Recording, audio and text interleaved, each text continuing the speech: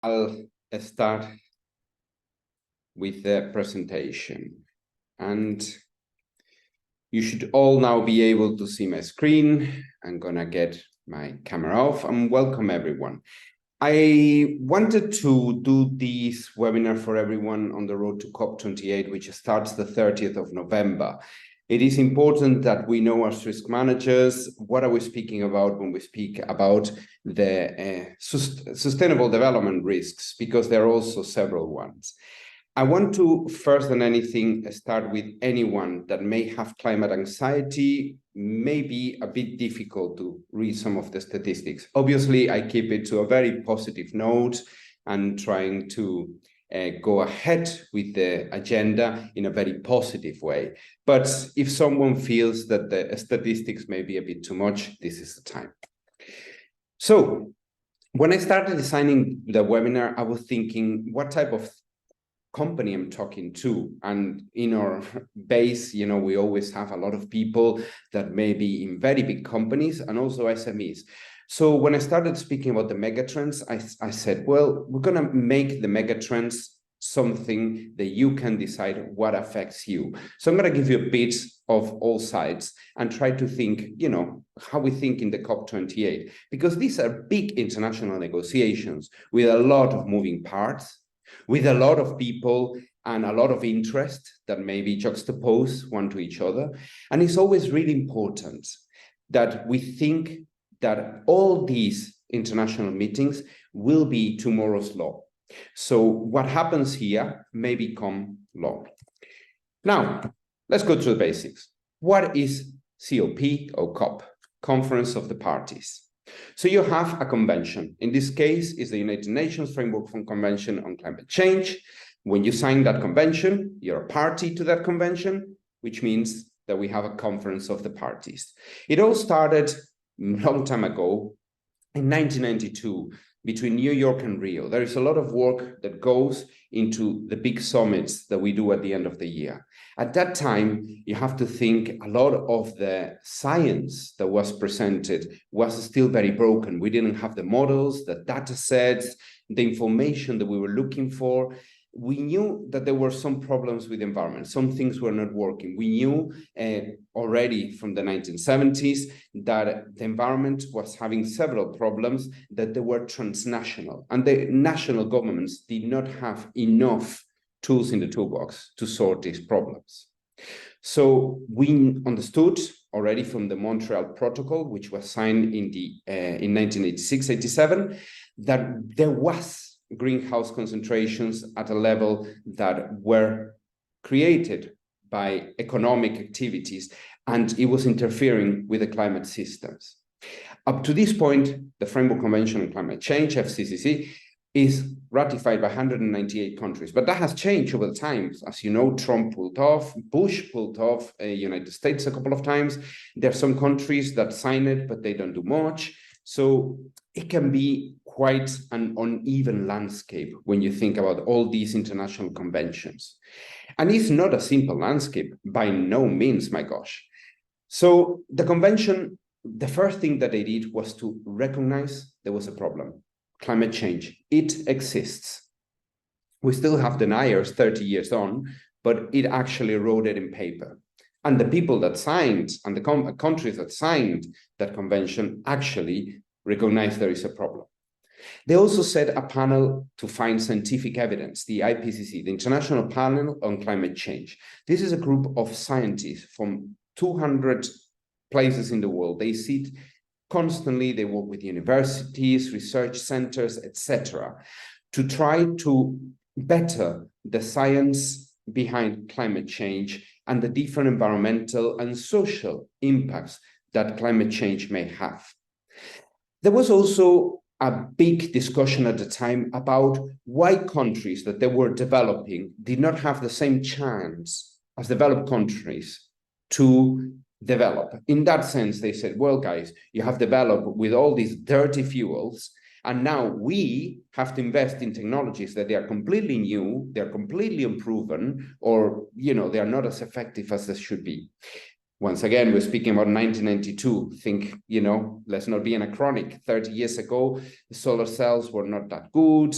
Windmills, they were just in their infancy. And what we have done in the last 30 years is completely amazing. Then there was also a need for funding to countries that needed help to protect their environment and their social systems. Obviously, you have governments that they have competing priorities. How, if you have half of your population in starvation, you're going to be thinking about reforestation. But the idea was that let's start thinking about all the problems together and how we can create the climate change solutions as investment to your country, as a possibility for jobs and creating some hard currency to go through those places. At that time, it was all about the Amazon, and that's why it happened in Brazil. The Amazon was being deforested at a major rate, and that created problems. They knew they were creating problems, but they didn't know exactly. Now we know that the Amazon and certain areas of forest and jungle and whatever it is, green areas, which is only covering 31% of the planet. All the other, we use it for cities, land, other land uses, like growing food, etc. Only 31% of the world is actually forest. There was a reading of the Middle Ages, right? A book in the Middle Ages that explained that if you wanted to jump from Poland to the south of Spain, from tree to tree in Europe, you could actually do it. That, sadly enough, is not the case. But there are countries in Europe as well that they are starting to reforest aggressively to get back the numbers of trees that they used to have. Now, the progress meetings are called Conference of the Parties because they're parties to that convention. And the idea was to restore the system to balance. There was a new concept introduced, which is the adaptation to climate change. And there were also a few principles in the declaration that had to go into law. I'm going to do a webinar next year about that. It's super interesting about how the principles made it into law. And when you know the principles, you know what you have to do to be always on top of international law. But not only the Convention on Climate Change was signed at that time, it was also the Convention on Biological Diversity. We knew that biological diversity, so animals, plants, etc., were in the decrease, but we did not know why. In actual fact, today, we're in a worse position than we were at that time.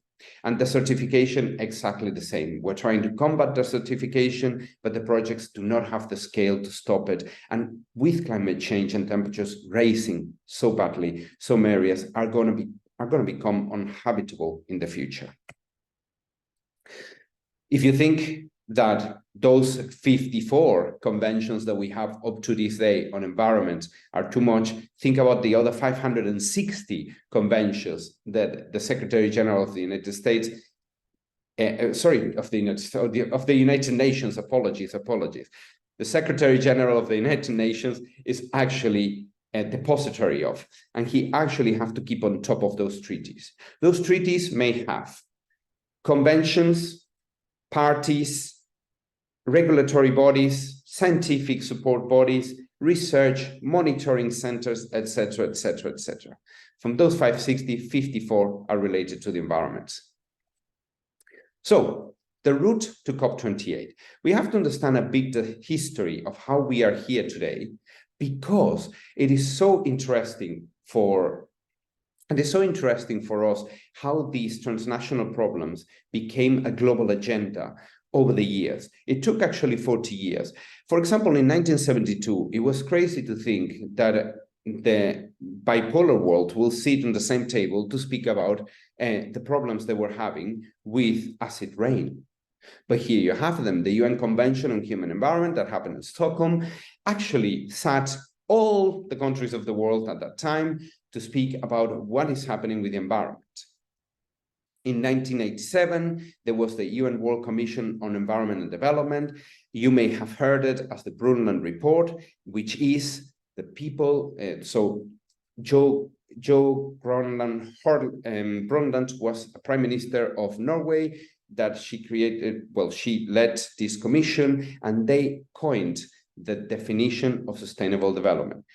Sustainable development is development that meets the needs of the present without compromising the ability of the future generations to meet their own needs. And up to this day, that is the best definition we have of sustainable development.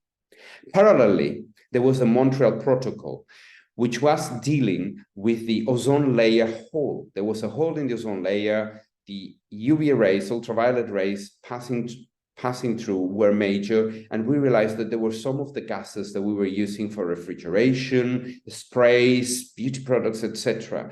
And the Montreal Protocol is probably one of the most successful agreements, transnational agreements, that exist in history, because we actually achieved the stop of using those products and slowly healing the ozone layer. The UN Conference on Environment and Development, 1992 Rio, created the Agenda 2030. First, it was the Millennium Agenda that was later reconverted Agenda 2030, apologies. But then what we started shaping was to understand what are the problems. The Brundtland report actually spoke very clearly about the needs and limitations. There is a limit of what we can take from the environment. There is needs that need to be addressed in the world. At that time, there was a lot of hunger in several countries for different issues. One of them was related to the climate. Then between 1992, we work also on the Kyoto Protocol to start allocating emissions and saying how we're going to deal with emissions. So we all want to industrialize. We all have industrial countries that want to continue that economic growth. But how do we do this in a way that doesn't affect the environment? And now that we have more countries industrializing, how are we going to do and allocate this level of carbon intensity that we use to motor our economy? So we have in 1997 a General Assembly, and I'm going to go and focus a bit more on the Conference on Environment and Development. So the Earth Summit, the Rio Summit, you want to call it. It established the Commission for Sustainable Development, that is a permanent body in the United Nations that coordinates all the work related to the sustainable development, of course. That will be environment research, social research, and economic models that may improve or decouples the carbon intensity and economic success. We have been very successful to bring people out of poverty. In the 1980s, we were speaking about people earning $1 a day or less. Now we're speaking about $2.15. So we actually have improved a bit in that sense. As you know, also, there have been several sprouts of developing countries, the Southeast Asian nations, for example, the Asian tigers. We have Ireland that came up. Latin America has formalized a lot more their economy. So a lot of countries have become part of the world supply chain. There were major agreements, the Rio Declaration. You always, at the end of the conference of the parties, you have a final declaration. In many COPs, this was not successful, but we have some COPs that were actually quite successful. Like, for example, here in 1997, that establishes that Kyoto Protocol. Then we also have the forest principles, in which we started thinking, how would an international financial transfer of money to countries that need reforestation to stop desertification, to improve the economy, to go back into what it was called the Green Revolution. So try to find themselves back into a healthy state of the environment so their population wouldn't starve, water wouldn't be absent from their climate for several months, etc., etc. There were several countries in Africa, there are success stories about these. They stopped growing modified crops and they went back to traditional crops, and that actually helped them restore the environment. Let's continue with our history. We have the Millennium Summit that changes, that establish those Millennium Development Goals, which between year 2000 and 2015. Those 15-year periods, we had 8 goals, and we have 191 countries finally signed.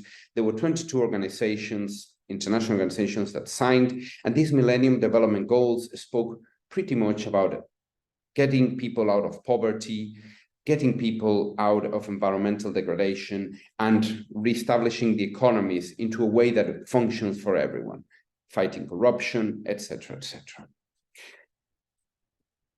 Then we go into Paris, the UN Sustainable Development Summit that finished in the Paris Climate Conference in COP28.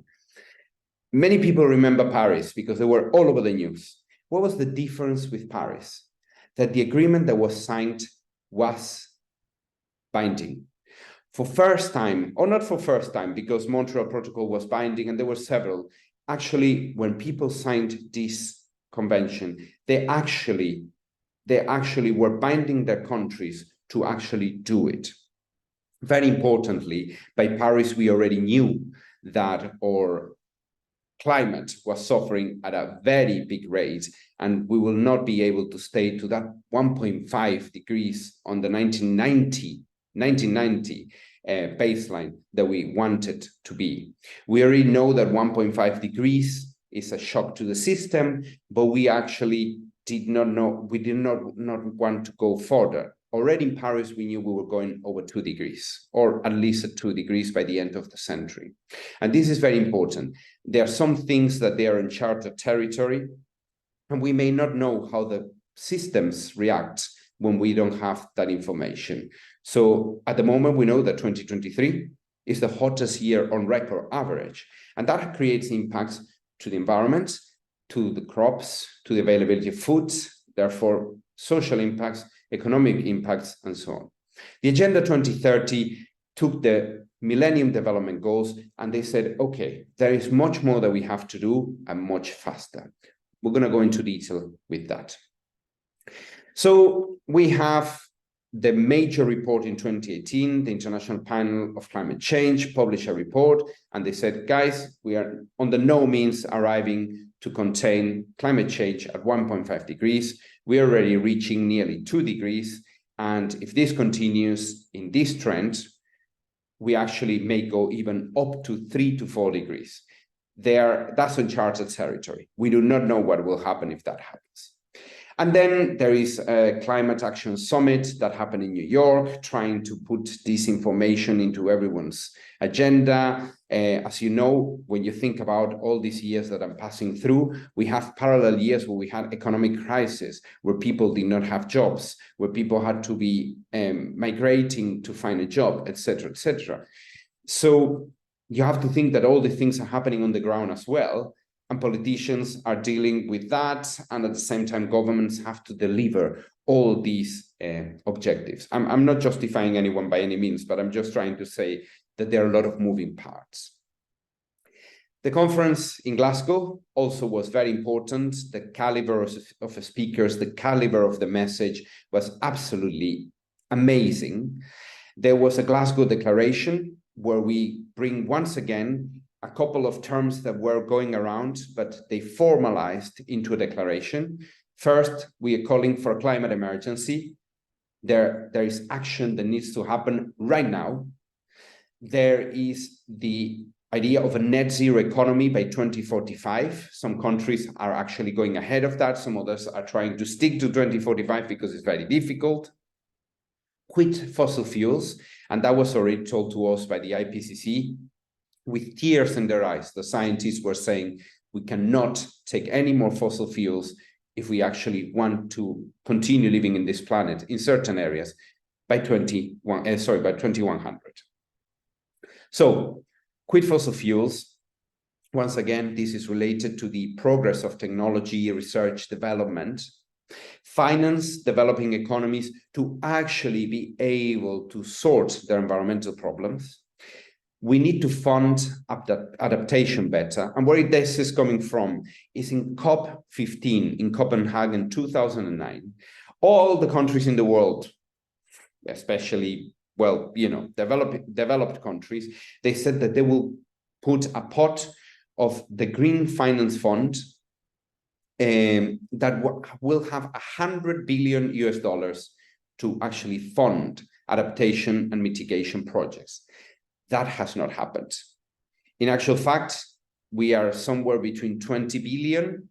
And if you take all the help given by developing agencies were actually reaching 37 billion. Now, don't get me wrong, I don't know if that number sounds major to me, but I don't really know if that is enough, projects, if that actually helps, if the money is disappearing, I don't really know. So I know there is a problem with the funding, and that has been said year after year in every COP that we have. Another big thing of Glasgow was revert deforestation.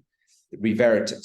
We cannot continue deforesting. At that time, Brazil was a disaster. The deforestation in the Amazon was still major, but we still have 10 hectares per hour that they are lost to deforestation.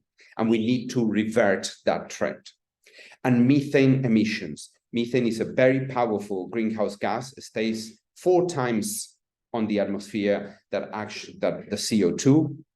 So usually CO2 we calculate 20 years, depending on some chemical stuff, like if they attach themselves to other molecules. But in reality, we think more or less 20 years. So methane stays 4 times more, which is 80 years. So even if when we start using this methane, it will take 80 years to clear from the atmosphere. We have publication of the IPCC report for assessment that happened actually a few weeks ago, just a month ago, where they speak again. We are not on target for the 1.5 degrees. We're actually not on target for the 2 degrees by the end of the century. We already have, since 2020, 4 years or 3 years of the hottest on record. And once again, think about the data gap that we had. When we started in 1992, we really did not have that good of a data.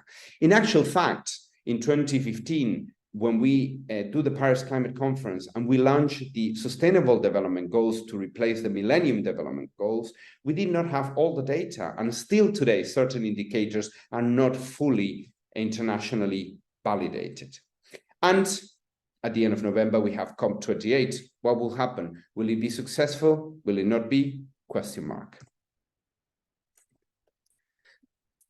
The report that was published a month ago is a synthesis report for policymakers. And they use wording like high confidence, this is correct. Medium confidence, this is possible. They speak about models, they speak about predictions, and they need to, with the science that we have today, they have to give policymakers a good overview of what is the trend. We're definitely 1.1 degrees above the 1900 level, that is for sure right now. We expect widespread and rapid changes of climate and ecosystems. The human cost of climate change, we know, is anthropogenic, so we know that already. There are major impacts and losses to nature and people. We have a major decline on species on Earth, so we know that too, and that is happening. And then there is also that call that there is a disproportionate effect on people that have not done anything to create climate change on them, on their economies and their way of life. Then we also have a national determined contributions that was also part of Glasgow and started in Paris. So each one had in the Kyoto Protocol an allocation. The Kyoto Protocol, very important, run out in 2020. And that was because we had to extend it in 2012 in Doha to be able to find a replacement system because we didn't have. Warming will exceed 2 degrees during the 21st century. We do not know yet. And then it will be hard to limit the warming below 2 degrees. That is already quite a big alarm. And this is what it looks like. So the world at 1.5 degrees, probably we're looking somewhere between 1 and 2.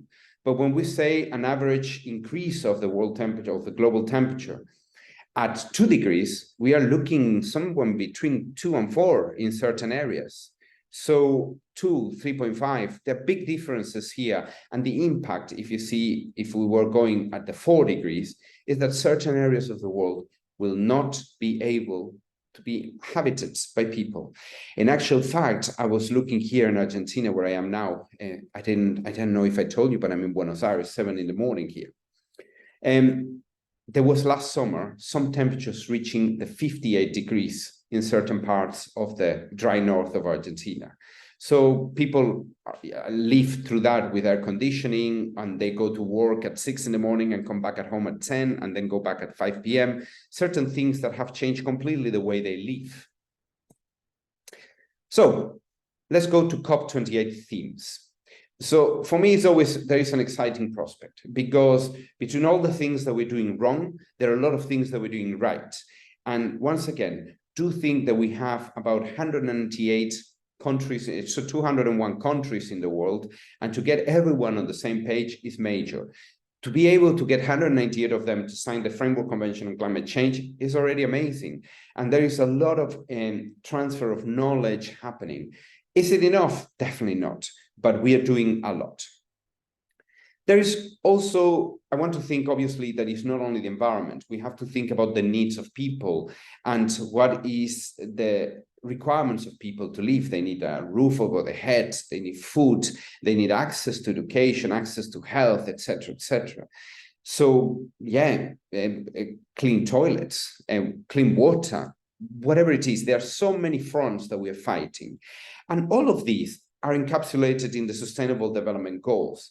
And the Sustainable Development Goals are both for governments, but also for any other organization. And some of the objectives that they have set to themselves may not apply to a business, but they may apply to a city. So there are different levels that you can play with. And that's why, for me, it's very important. Once again, the Treaty of the Seas. The Treaty of the Seas wanted that oceans, 30% of the oceans by 2030 are protected. That's why 30-30.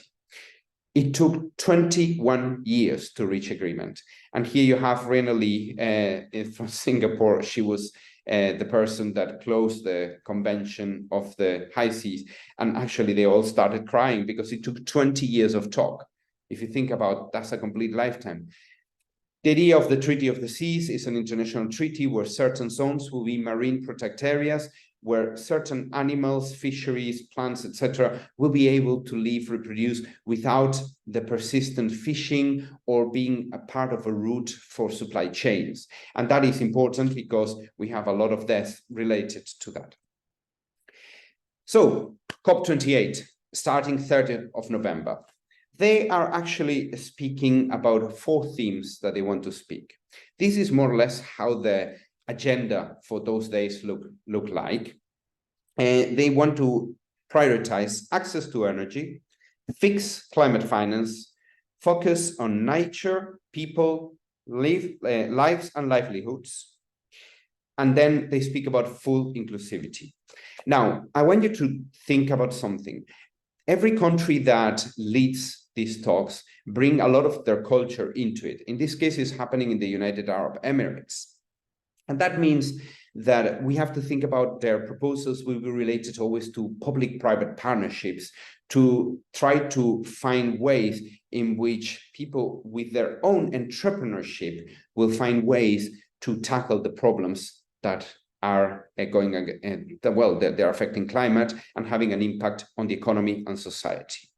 We speak about the externalities that we use to live our life, clean air, clean water, etc. That some of us take for granted, but in some countries that is not granted. I put every single sustainable development goal in the presentation, but I'm not going to go through all of them. I'm just going to detain myself in a few of them, but I want you to cast your eyes about the indicators and where are we? It amalgamates many indicators and data sets. The SDGs are very good at creating a global picture in many things. It has amalgamated a lot of those indicators that we already had from the different United Nations agencies and departments and so on. And that is amalgamated into these big data sets that we can offer, a good view of what is happening. So in actual fact, for some organizations, depending where you're based, you may be able to consult what are the priorities in your region, in your country. I still want to say the statistical gap has been sorted somehow, but there are few of the statistics that you will see in gray because we don't have information. So this is the Sustainable Development Goals report published in a month ago. This is the cover of it. I'm going to go a bit through it. The First goal is no poverty, zero hunger. When we speak about hunger, we also speak about the prevalence of malnourishment. If you see, is going in some places worst, and in some places is stagnated. That can be related to loss of purchasing power. It can be related to the cost of energy, so people have to pay first the energy and then they have worse for food, etc., etc. Here you have the prevalence of obesity. So here's telling us that a lot of the world is eating badly. So we actually may have food, but we are actually not eating very well. So we continue with the SDGs, good health and well-being. That has, life that promote well-being, sports, access to facilities, etc., etc. Quality education, we have done very well in education. In actual fact, we actually have gotten a lot of people into the education chain. That will be reverted in the next couple of years because of COVID. If you see the statistics from 2022, last year, that brought COVID, a lot of people in developing countries literally quit school and they had to go to work very, very young. So this is once again bringing people back into the system and giving them lifelong learning possibilities. We have done quite well in general. Gender equality, good in some countries and not so good in others, but in general you see a very positive move towards that. And that has brought into the agenda a lot of things that weren't possible to bring otherwise it have not been by the SDGs, and the need to comply with it. Clean water and sanitation, once again, is improving.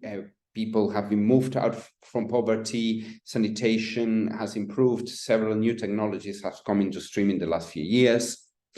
Affordable and renewable energy, a priority for this COP. We need people and decarbonize the economy. Two big sectors that they are easy to decarbonize and very impactful for climate change are energy and transport. And we want to do much more on that area.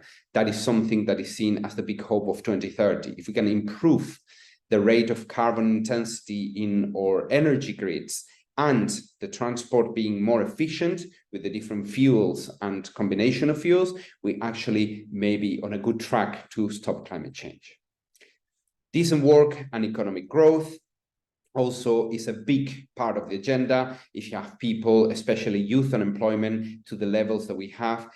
And actually there is a correlation, and I want to highlight this word, correlation between youth unemployment and places where at the moment there are conflicts. I will go a bit more into that in a second. Industry innovation, what is the investment in infrastructure? Once again, we have a big move into that. A lot of countries have been pulled into the global supply chains thanks to the growth in the economy. I'm going to have a graphic in that in a second.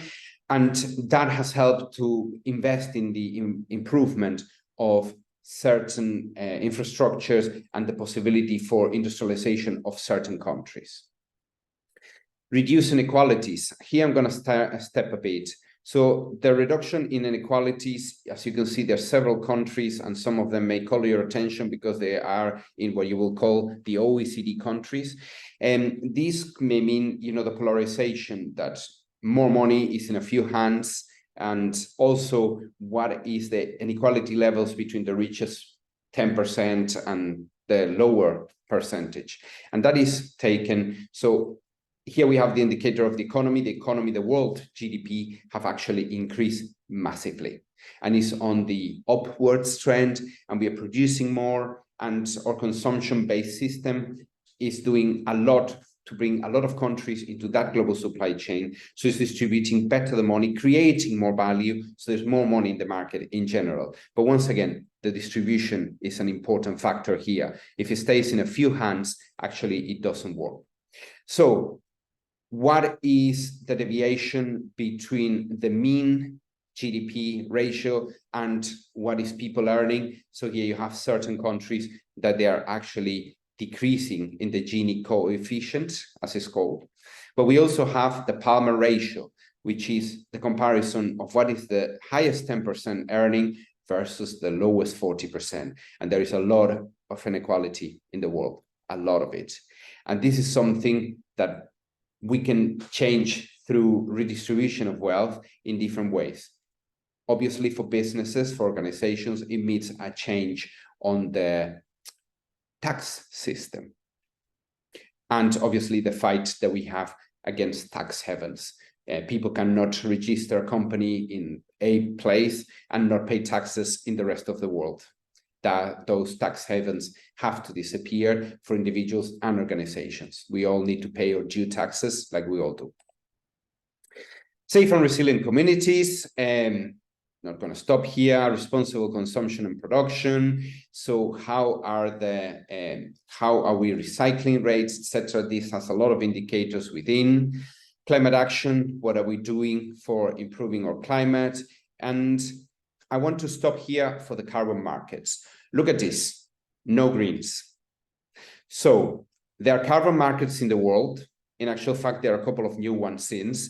These statistics that they are probably until the end of 2022. However, they're not functioning very well. The price of carbon has not maintained, the systems have not well controlled, they depend a lot on self-declarations, the data is not robust, and that is coming because it's so fractioned. It's just impossible to control every single organization in the world, and a lot of it, is self-declaration, self-reporting, with some kind of external verification. Gosh, time flies. Big important number, the atmospheric CO2 in parts per million.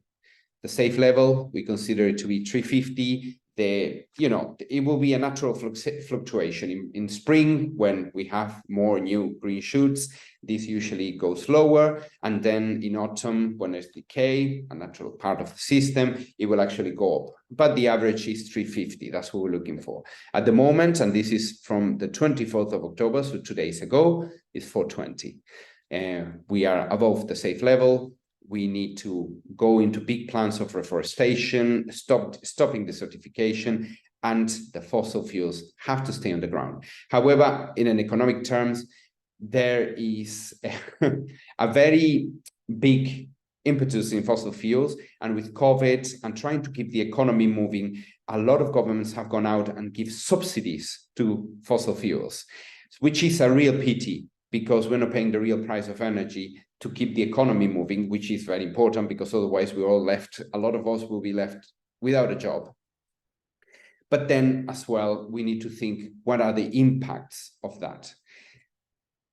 Life on land, a major indicator, the level of biodiversity loss that we have through deforestation, through land use changes, urbanization, food and crop growing for feeding a growing population is major. The impact on land, we have to look for solutions. And this is really important. In the whole world, it's actually decreasing at major rates.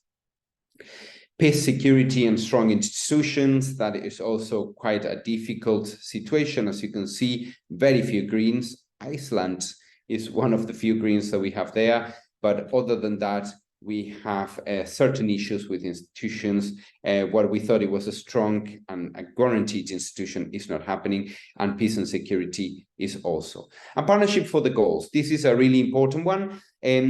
Here we have major groups that are considered into the dialogue that come, represent, and they have a summit. And here we have it in day 1 and 2. In day 1 and 2, all these groups are going to be speaking. They're going to be the first ones to come in, aside from the opening day where you have the opening statements. The world leaders are going to be listening to their issues and their wants to change and their proposals. So it's actually quite important and interesting that it's on the first day. Usually it's mixed in all the program, but here they have been given the priority to start the summit. Conflicts. We are having some geopolitical movement at the moment. There are 27 live conflicts right now. By the end of 2022, we had the record number of refugees, for whatever reason, climate refugees, war refugees, etc., at 35 million people. We have never had so many. Obviously, we have more population, so in history, that is very, very difficult to compare. But at the same time, it's really important to know that this is happening. Political instability in certain countries, in actually the gray countries you can see in the map behind you, may lead into civil unrest and then war. There are interstate conflicts, territorial disputes, wars, civil wars, and then, and criminal violence in certain countries. These are the Council on Foreign Relations has put points. You remember Myanmar is still in a civil war, Yemen, we have several new conflicts started in the last few years. So all these are always issues for global supply chains, economic development, poverty, and humanitarian crisis. It's really no good news for the world, and especially for international negotiations, because everything comes into play. People may go into block voting, block demands. They want negotiations for bringing things into there. And at the same time, other countries can use that as a negotiation chip and say, well, guys, if you find a peace agreement, we may be able to fund these and these into the climate fund, etc. So what we're looking is a Pareto efficiency, that no one leaves the negotiations without feeling that they have wind enough and lost nothing. So that's the idea, that's the Pareto efficiency. The progress, once again, on track to the target, the target to be met by 2030. There are several things that we have here in red. So we are not great. We're doing certain things well, other things need to be improved. Remember, the first one is the reduction of poverty, and that is a major thing. We cannot have humans with the level of luxury that we have when we have people that just have to scrap the floor for food. Is a bleak trend? Yes, there are bleak trends here. We have done a lot for economic inclusion, we have done a lot for education, but there is a lot more to do. We have invested a lot in infrastructure at global level, there's a lot to do. Greenhouse gas emissions are a real threat. The damage to the environment is major or reversible in certain cases. We have to stop that. We have to start thinking how we use the land use changes, how we start living in cities. We have to start thinking and rethinking certain things about the economy, the way we live, and so on. So let's go to companies. And I'm running out of time very fast here for the question and answer session. I want to stop here because this is really what we can do in our little daily world. And it's very important for me to have the tools to do something. So what are the megatrends hitting us? We call the triple crisis: climate change, the biodiversity loss, and pollution.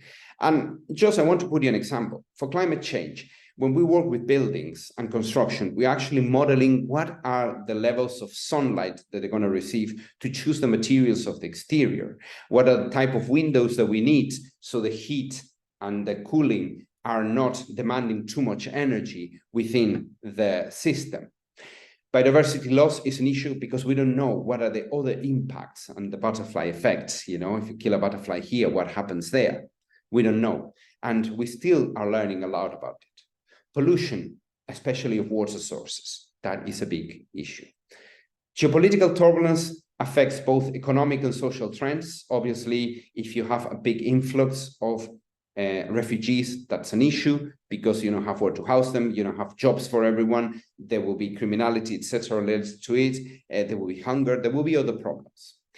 The cost of energy is another issue. The cost of energy, incredibly, is still set by a couple of cartels.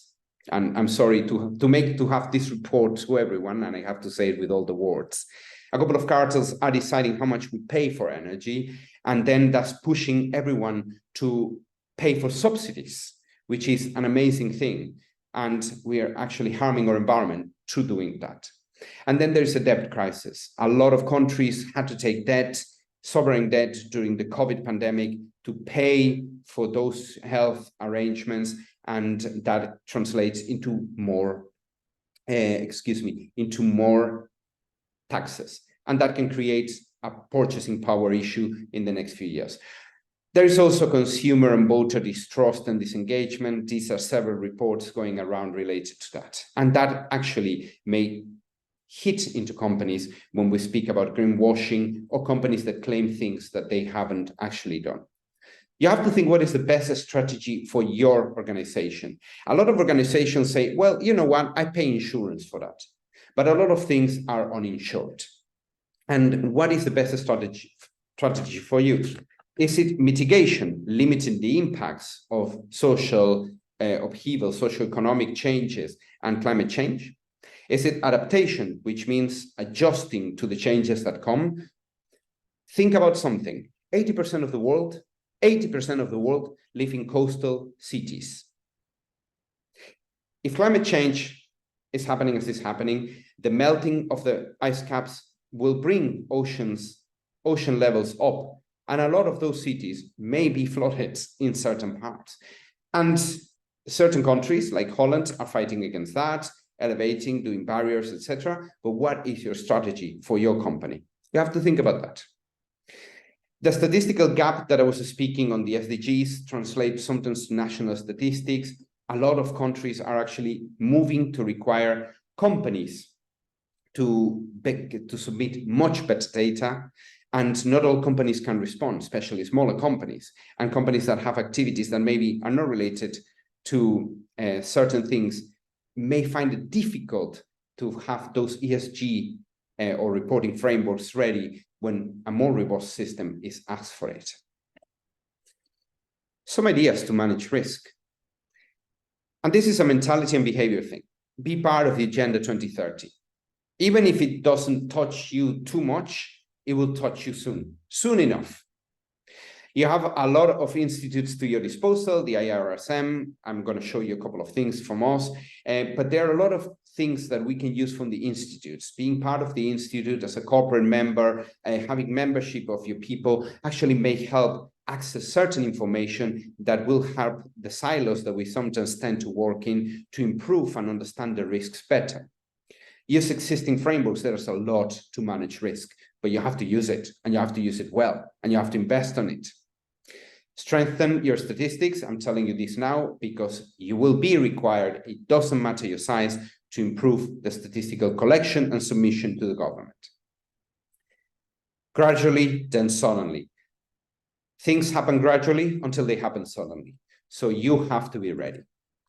Reporting frameworks. You can start here, okay? It's actually quite easy to get the Global Reporting Initiative or any of these systems and just read the guidelines, read what they want to see, and, you know, do your report.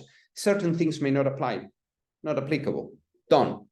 Certain things will apply. What is the standard to do this? And then you're able to start collecting data, see where the data is in your organization, see what is the efficiencies that you can gain from these reporting systems. It's actually a very effective way to get started, because when you have a deadline, you actually can collect data, you can ask data from people, and people will start to organize themselves to have that data ready for you. It will take a couple of years, but hey, starting is always better. Standards, international standards, local standards, whatever it is. There are a lot of standards at your disposal that they can work as integrated to your management systems, help you to be able to comply with all these changes that are coming with the Agenda 2030 and what comes beyond. The SDG Compass for medium to big organizations is the golden rule. It is adapted to businesses already. It has 5 steps. It creates a materiality, or it allows, it demands from you to create a materiality analysis from your activities and what your impacts to the environment, society, and the economy. Creates a baseline year, so you can start going from there. Obviously, some baseline years already exist because you have the 1990 1.5 degrees, for example. Can your company achieve that? It also asks you to engage with stakeholders. It also asks you to report every year or every so often against them. So actually, once again, it's a very structured, good system to use. For smaller companies, may work the circular model, where you actually think about everything in steps and how you can become a zero wastage organization and have net zero impact. Can you do it? Is it a small challenge, a big challenge? You have to include your suppliers on it, but the idea is that you decouple value creation, wealth, from the social and environmental impacts. So that is a very important thing. Fossil fuels, the supply of energy, transport, etc., are big things in this. Internal mapping. The IIRSM has the risk management and leadership framework. There you have divided into business, technical, and behavioral entries, you can actually map your organization against this framework. And it's actually very useful to understand where you're stopping. You can also do it with your jobs. You can also do it for training and competency, and to understand the risk and how we manage risk in each part of the business. And even the risks of not taking into account the risks. So it will be an interesting thing for everyone. And remember, train everyone, give competencies, and reward people. This is the end of the presentation. COP28. Here, I will send you today the slides. You have the program. There are a lot of interesting things happening. Then you have the webcast that will start the 30th of November at 8 a.m., but the first speakers start at 8:30 usually. Summing up, Agenda 2030. The SDGs are the strategic backbone. Do not be left out by not knowing it, by not getting acquainted with it, by putting your priorities elsewhere.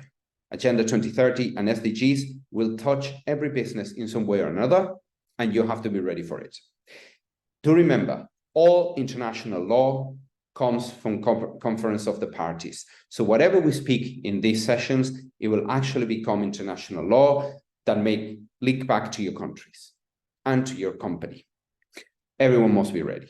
The trends, reduce poverty, we have to continue on that one. Sustainable consumption and production, the triple crisis, which speaks about energy and also decarbonization of transport. Socioeconomic paradigms must change. We have to decouple economic growth from carbon intensity, and the net zero models. A final few words on our company, Hillman Associates. We have a global HSEQ consultancy that looks for solutions. We offer your typical integrated risk management systems, but we actually do quite a couple of interesting things. Quality, we work a lot with a system that is called e-colors. These are some of our clients right now. This slide is already very old, but we have these clients and more. We are doing this e-colors behavioral training. It's a very interesting tool. We show people's strengths and weaknesses and how people work together. It actually is very good in health and safety. We use it as a risk management, how people may be able to improve each other's performance, and we coach to improve people. It also applies to quality. So for our European branch, everyone is welcome. If you're in Zurich, it's going to be Thursday, 16th of November. We're going to go for a couple of drinks and a social Christmassy type of event. Everyone is welcome. So if you're not in Zurich, fly in, because we're a very funny bunch and we hope to have everyone there. Thank you, everyone. We can move into the questions and answers. Susan.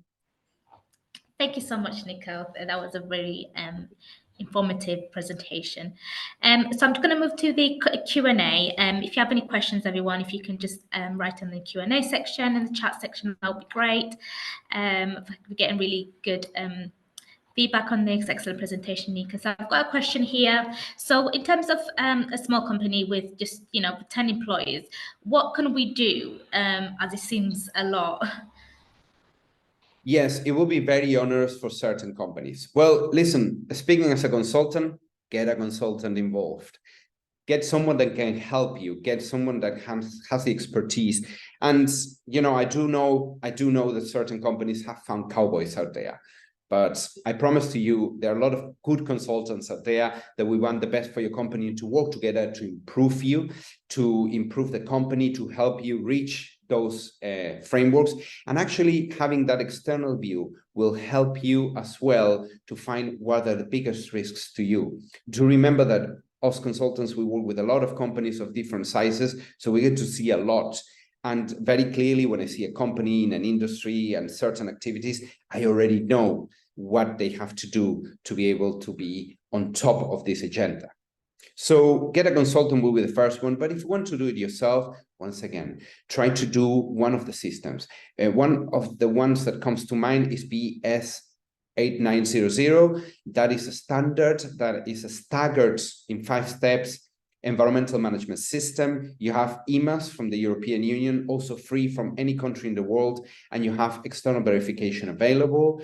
And I can think as well the SDG Compass. As many things may not apply to you, you have to choose priorities. Being a small, medium company, you actually are able to find yourself the priorities for your company and put all your resources into 1, 2, or 3 maybe in a couple of years. That could be a solution for you. But if you have any doubts, call me. Thank you so much, Nico. So another question is, how do you use dilemma related to food? Come again with the question, Susan?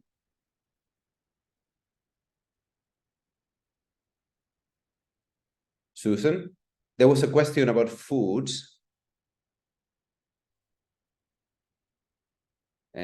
Let's see if I can read it herself.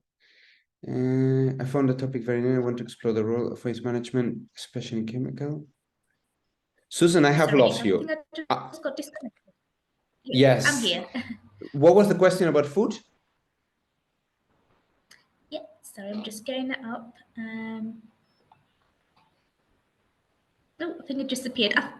So the question was if a dilemma of in a food or a security, what would it be, the best solution to move forward?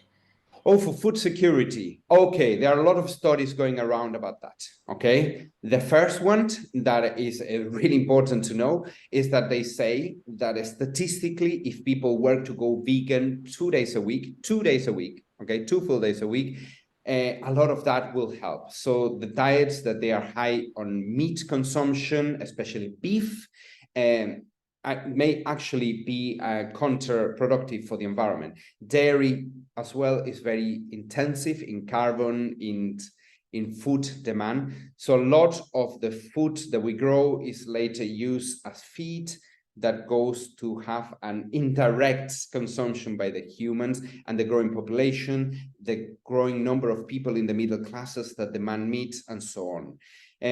There is a lot to do. There are combinations that you can do with food and for food security. For example, they speak about a vegan diet mixed with fish certain times a week. There are low carbon diets. Yes, food security is a big issue. A lot of the reports that I read are related to the quantity of people living in the planet and the pressure on the system. However, that is specifically not true. If you see the numbers, the consumption of meat, beef specifically, is very intensive in carbon, and it demands a lot of land, not only for the cattle itself, but also to grow the feed for the cattle. So one have to think about the different impacts that the food has. And there are a lot of applications out there for Google and for Apple and Android. So you can actually measure what is the level of impact that you have with your diet. Okay, thank you so much, Nico. Another question is, what comes after Agenda 2030 and the SDGs? So that's a very good question. So we don't know yet. That's the reality. And probably in 2025, the next COP29, they will start speaking about that. Once again, think about international negotiations. There are a lot of things happening in the ground. There's a lot of conflict. There is a lot of people suffering, and we have to take people out of poverty first. We have to move those things. So as well, as I shown in the presentation, certain indicators are actually off the bat, and that is real bad news, because whatever comes next, we'll have to tackle even faster certain indicators. Until we don't have the SDGs sorted, it will be very difficult to move into the next item of the agenda.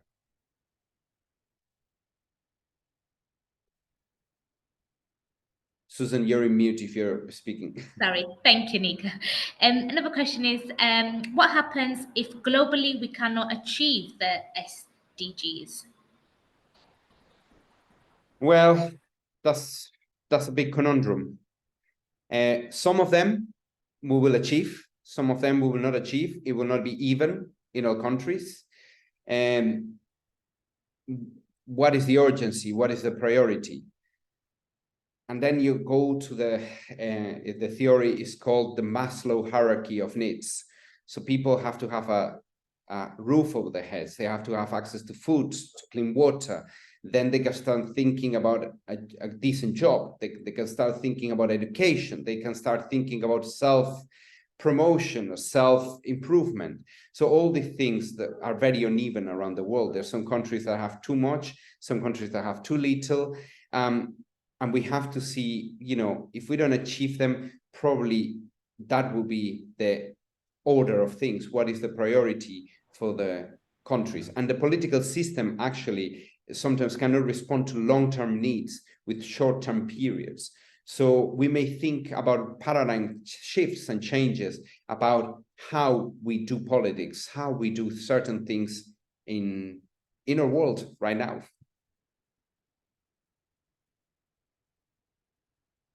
You're mute. Oh, I think Susan, the internet connection. Ah, there you are. You're back. I keep dropping out of the system. Sorry about that. No Another worries. question. Some of the chemicals waste produced are not properly addressed in many corners of the world. Will there be any changes in the regulations for that?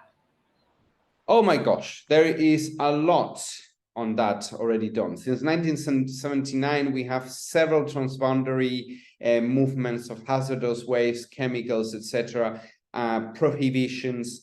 A lot of the countries that signed later really do not comply with it. A lot of countries, because, you know, you have to think what type of treaty we have signed. Sometimes there are international bodies that can control that and pinpoint when someone is not doing it. Sometimes it's just simply a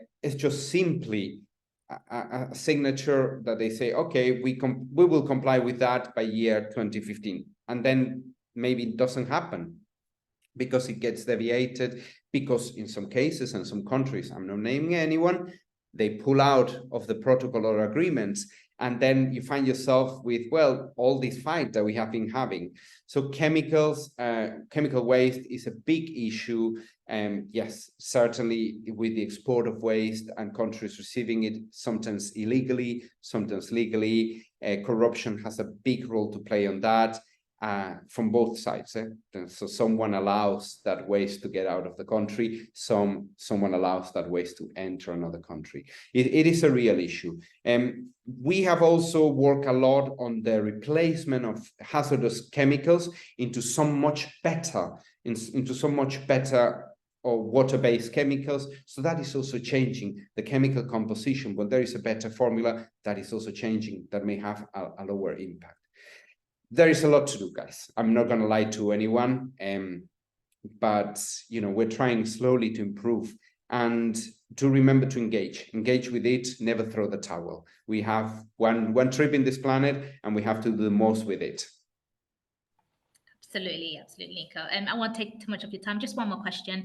Will nuclear be a good solution if fossil and biofuel have their own issues towards the net zero?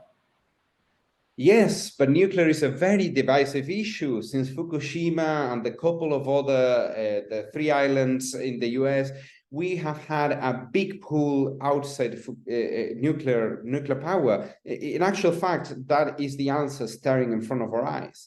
However, nuclear is not possible for everywhere in the world. So places that they are prone to earthquakes or tsunamis, water movements, are actually not good for this type of clean, carbon neutral nearly energy. So I mean, you can see the example of France. When you get the CO2 emissions or intensity of a car produced in France versus one produced in Germany, France goes miles ahead because they have nuclear energy. So with nuclear energy, you actually are producing no emissions. It's a very clean source of energy that can produce a lot of energy with very little fuel. Now, yes, they do have a terrible byproduct, which is radioactive waste. We are getting much better. The technology is getting better. And Sellafield in the UK, they are crystallizing that to be able to compact it and have more space for that fuel waste. We can improve. We are still improving. Now we are in generation 3 of nuclear power. And yes, that probably is a solution for many of our problems. However, as we see, political movements are not the same. The Green Party got in Germany, and clear with you, I was member of the Green Party in the UK for 7 years, and we never really voted on the issue. But in Germany, they have gotten into government, and what happens? They took out the nuclear and they phased it out. However, now they're relying on fossil fuels to produce energy. It just beats my understanding. We really need to understand what we have, what are the best technologies, and really use practical thinking, a practical mind, and we really need to apply that. Thank you so much, Nico. And just one more that I wanted to know if the sustainability report will be shared with the attendees, if that's possible. Yes, I will send everything. I have all the sources in the notes, and you can have all the links to absolutely everything, certainly. And the report, the last report that we produced, the 2023 that was presented a month ago, has a lot of the information that you will need to see. So yes, certainly you can have that, and it's publicly available in the UNFCCC website. Absolutely. Thank you so much, Nico, for a very informative presentation, and thank you everyone for joining us today. Any questions that we have missed or haven't been answered, I'm happy to send it over to Nico, and we will respond back to you by email. But yeah, thank you so much, and have a lovely rest of the day. Thank you, everyone. Bye. Thanks, everyone. Bye-bye.